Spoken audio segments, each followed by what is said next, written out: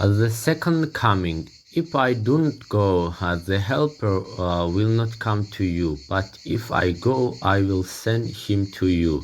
When he comes, he will convict the world of guilt in regard to sin, and righteousness and judgment. When he, the Spirit of truth, comes, he will guide you into all the truth. He will not speak on his own. He will speak only what he hears, and he will tell you what is yet to come. He will glorify me because it is from me that he will receive what he will make known to you. This is the message Jesus Christ gives regarding the event known as his second coming. I will provide you with information on when this prophecy will be fulfilled and how modern society should recognize the person who receives the Spirit of Christ. This information is obtained using the biblical code method, and you will soon be convinced of its authenticity by the visible facts of its fulfillment.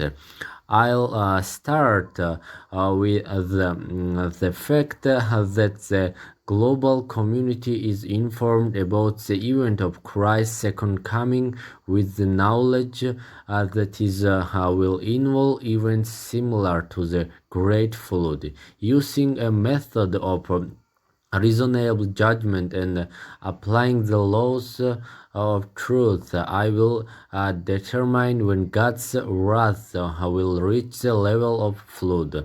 This will happen when the weight of humanity's sins reaches its maximum limit.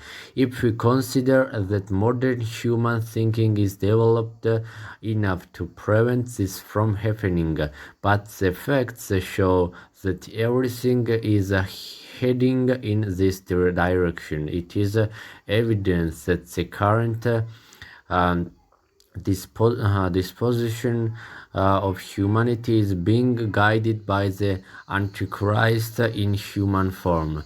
Therefore, the second coming means the end of the Antichrist's reign and the beginning of Christ's rule. The era of the Antichrist, which was built on the motive of lies, will collapse in the face of the visible facts of true righteousness, a righteousness that has been hidden by lies for centuries. The fulfillment of this hidden truth must be preceded by exposure, which can only be done by a person with the mind of Christ. For centuries, public consciousness has been obscured by methods of fasting of lies as truth, which were used by tradition, religion, and science. Therefore, when these lies are exposed and true information is revealed, people find it hard to believe and will not fully accept it until a cascade of factual truth falls upon them. This will not be an easy process for them to endure because their faith is built on lies and they are oriented toward expectations contrary to the facts of truth. When a person has to face the opposite of what they expect, the result is obvious, especially when this process extends to global events. This is why the time of the second coming is a period that reflects flood-like events. As for the belief system on which modern society's faith is based, it is known to have two pillars, a religious or scientific foundation, which are accompanied by the arrangement of political lies, the exposure of scientific lies, and the powerlessness of the knowledge obtained from them has already begun in the form of cataclysmic events and human actions that are out of control. These are gradually taking on unusual forms of manifestation. As for religious lies, they are exposed by the fact that religion not only fails to name the person of the Antichrist and even more so the person with the spirit of Christ, but even more so, religion has raised and promoted the Antichrist. This fulfills the law. The day of Christ's second coming will not come until the apostasy occurs and the man of lawlessness, the son of perdition, is revealed. He opposes and exalts himself above every so-called god or object of worship, so that he takes his seat in the temple of God, proclaiming himself to be God. Now you know what is holding Christ back from appearing at his time. For the mystery of lawlessness is already at work. Only he who now restrains it will do so until he is taken out of the way.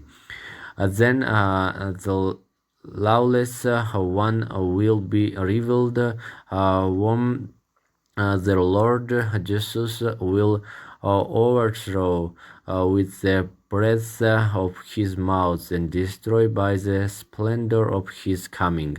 The coming of the lawless one will be in accordance with how Satan works. He will use all sorts of displays of power through signs and wonders that serve the lie, and all the ways that wickedness deceives those who are perishing. They perish because they refuse to love the truth and so be saved. For this reason, God sends them a powerful delusion so that they will believe the lie and so that all will be condemned who have not believed the truth but have delighted in unrighteousness. Regarding the restrainer that is root in the heart and needs to be taken out of the way, this is the seized power of word toward faith in God's kingdom, which religions have appropriated through hypocrisy. The Bible provides this information about it. It will be taken from them and given to a nation that will produce its fruit.